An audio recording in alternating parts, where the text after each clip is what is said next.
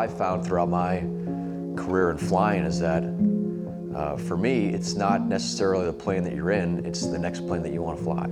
I flew some pretty damn awesome planes for years. I've flown T-41s, I've flown T-37s, I've flown T-38s, I've flown F-15s, I've flown F-22s, I've flown the T-6. And once you've done that for a couple of years, the thrill that you get when you walk out to those planes starts to fade a little bit.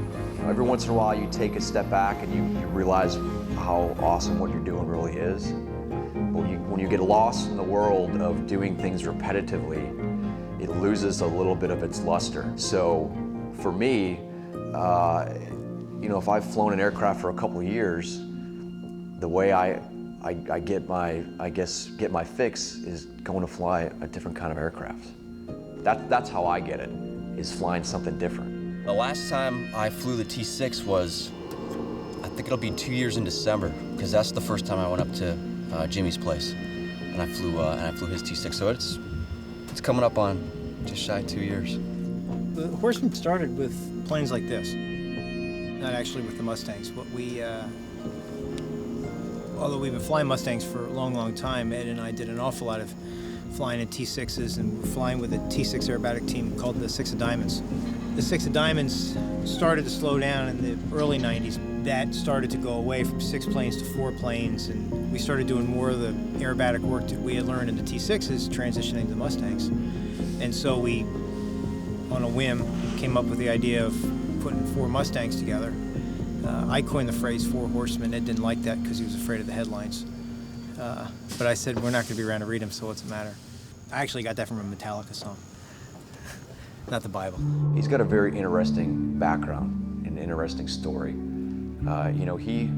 He grew up flying airplanes. His dad, his old man, taught him to fly a T-6. I think was the first aircraft that he really learned how to fly aerobatics in.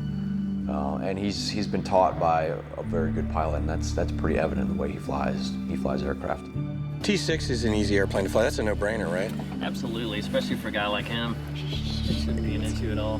Here we go. Yeah, it's really crucial in the flying business to have a thick skin. I ain't going to dinner like this. Yeah, dude, you got to go to dinner. Yeah, you are. No, I'm not. Dude, you're going to dinner, and don't be a girl about it. It's not that big a deal.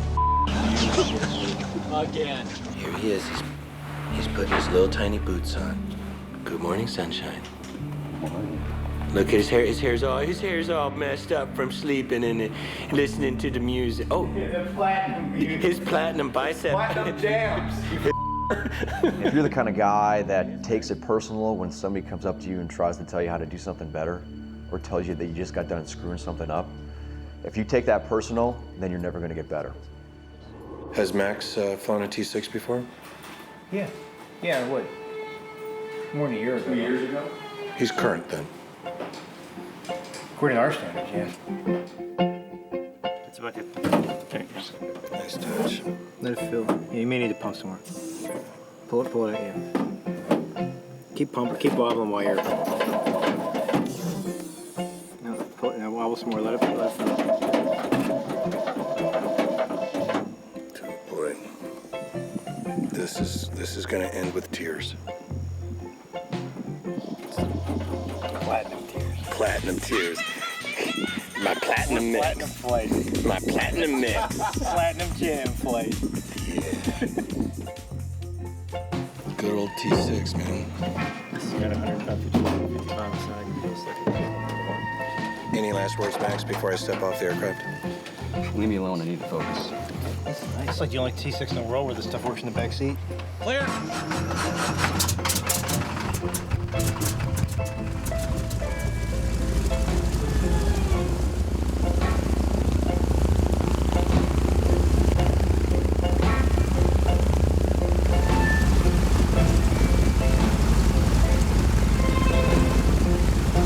I'm sure that the masses will get their enjoyment out of it, because I don't expect to be perfect by any stretch of the imagination, but... Here we go. Whoa. Woohoo! All right, push the stick forward. And just tap right brake a little bit. All right, dude, you're gonna hit those things over there.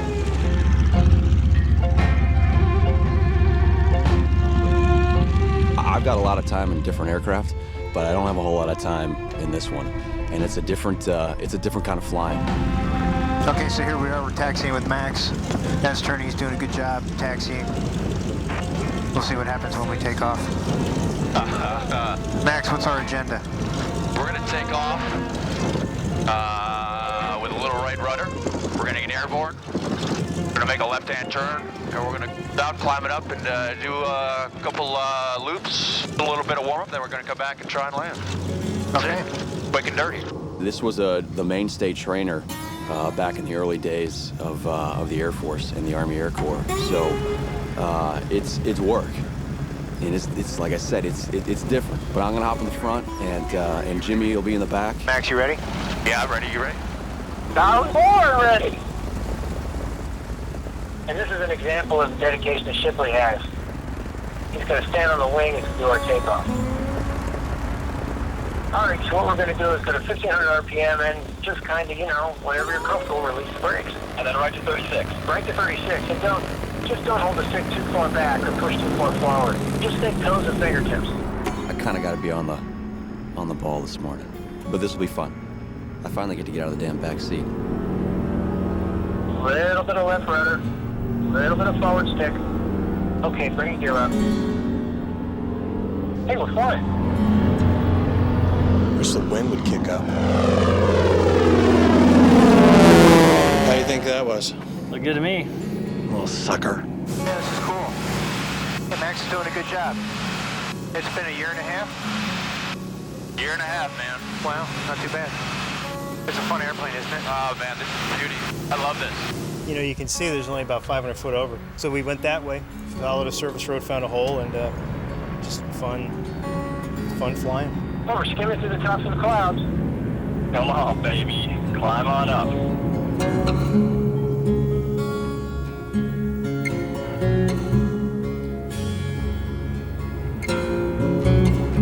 You want to try and spin it?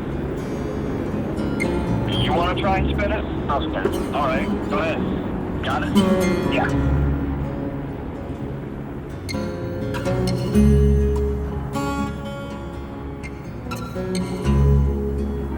Little one back stick and left rudder. Just right now? Yeah, right now. Boom. Right rudder. That was easy. That was fun. You have to know the plane, and you have to know its limits, but once you master or understand what the plane can do, it's extremely forgiving. And it's great practice, and it's also a challenging plane to fly.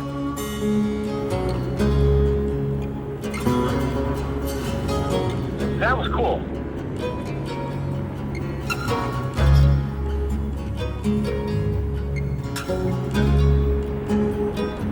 That was awesome. We just well at everything. It's real, it's just got to get up and just do it. Okay, why don't we do this? Why don't we do a low approach at about 20 feet and just don't even touch down. Try to practice your approach with a go around. Max is coming in, and he has a gear down. He's doing a low approach, and he's doing this for I'm not sure why. I'm not sure why he has the gear down doing a low approach. Okay, so we're showing about 85 miles per hour. Want a couple more miles per hour out here. You want me going 90? I want you at 90 miles an hour. Copy that. Like 95 out here. Just feel it in, like 10 feet above the runway or so. Yeah. A little bit of power. Just a little bit of power.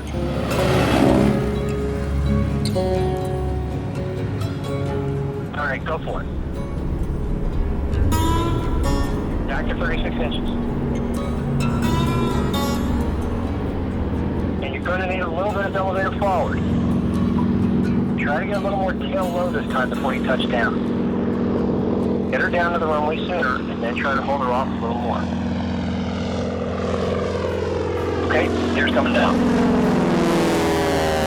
Think toes and fingertips.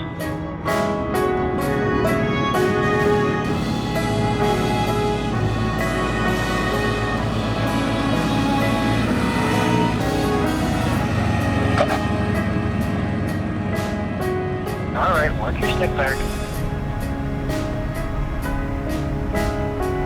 Oh, damn it. I was filming his controls when he was landing. And that's really the test if somebody can fly this thing, if their feet are constantly going. And the feet were moving. Hangs up and in the ass. That's fun. They'll get you, man.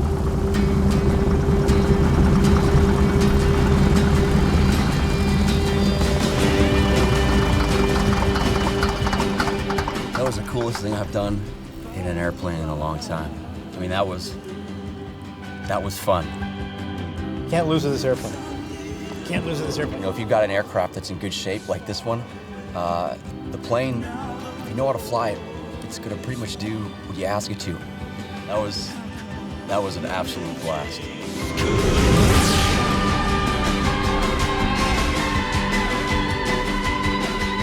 Looking for those little tiny blue jeans. Size 1 woman's. From a spree.